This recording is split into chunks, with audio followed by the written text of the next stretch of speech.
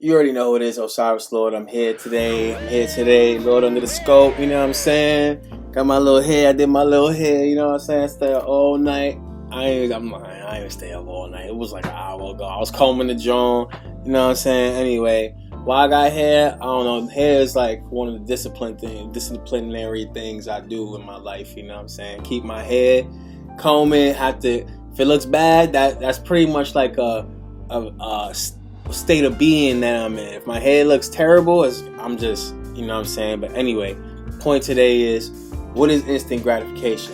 You know what I'm saying? We like doing things and then instantly getting results. You know what I'm saying? Who don't like doing that? But anyway, instant gratification is the need to immediately fulfill an urge or desire. It manifests itself in impulsive decision making for the fulfillment of an urge instantly, and also known as immediate gratification. So, what's instant gratification? Instant gratification is I put $1 in the bank and I expect to get $2 back immediately.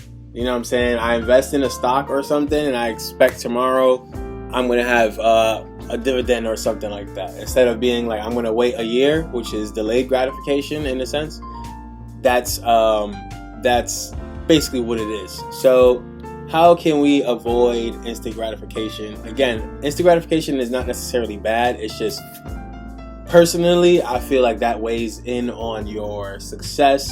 I think that when you are into instant gratification for every single thing, especially your life, I'm not saying instant gratification as far as like when you cook, you want food to be good. You know what I'm saying? It's just like, it just takes time. Things take time overall. Anyway, so instant gratification. How can we get over instant gratification? This is from zenhabits.net. So they say, watch the urges. We all have urges to check on email or social media, to eat something sweet or fried. Hold on. To procrastinate or find distractions. They arise in all of us, but that doesn't mean we need to act on them. The first step is to see the urges arise. What I've done is carry the pencil and piece of paper around and put tally marks on a piece of paper each time I've had an urge. It's a great tool for mindfulness. So I did see on a TED Talk that I watched that this person, anytime he wanted to check his phone, he pulled out a piece of paper and made a tally, like they just said. I don't know who got that from who, but it's literally what that guy said from the TED Talk. So basically what they do is, anytime they wanted to take out their phone, they literally would take a piece of paper out and mark it.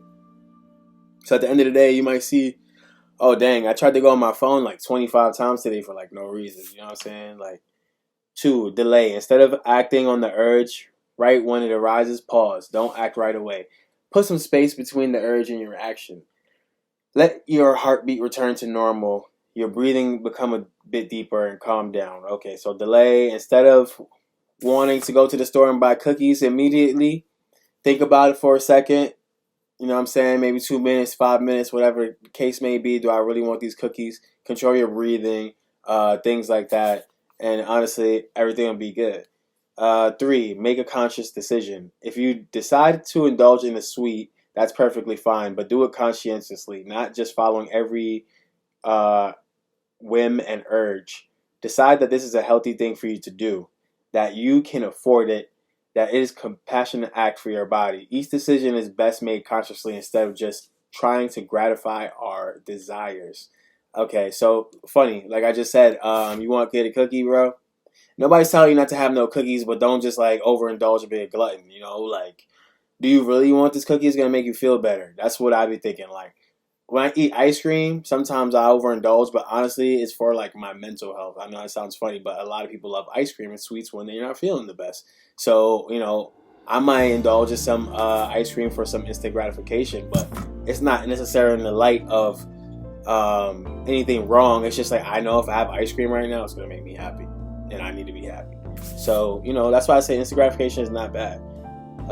4, learn over time. There will be many times when you give in to your urges, and that's okay. We all do it.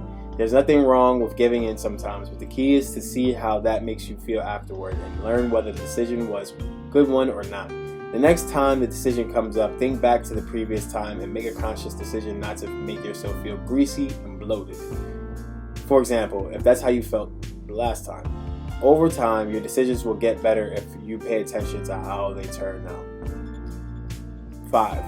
Enjoy the moment without following the urge. Life is meant to be enjoyed, but there are different ways to enjoy it. You can eat that donut, or you can breathe, pass on, and mindfully enjoy a handful of berries. That's very true. Both can be done mindfully. One is healthier. Either decision can lead to equal happiness if done mindfully and consciously. So that's what they got for that website. What was it again? It was zenhabits.net and Gratify. So that's what we have. Instant gratification, it's not necessarily a good thing. It's not necessarily a bad thing. It's all about how you treat it, what it is. Like I said, the cookie thing, as long as you're not being a glutton, I don't see why not.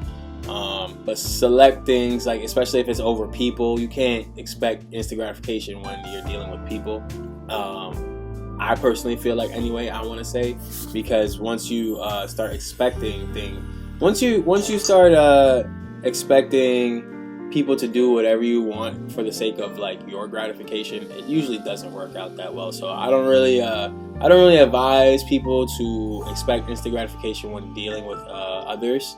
Like other people, lovers, friends, colleagues, co-workers, whatever the case may be. But as far as instant gratification goes, with making yourself feel better in a in a more positive light, like I said earlier, having ice cream to make you feel better, that's cool. But having like a spending spree or something that's not necessarily conducive to your mental health and or finances to have instant gratification, I don't really advise that. But anyway, that's just a short video. You already know what it is. Osiris Lourde, the Lord loves you. Life under the scope, into the vortex, things like that. Yeah, peace.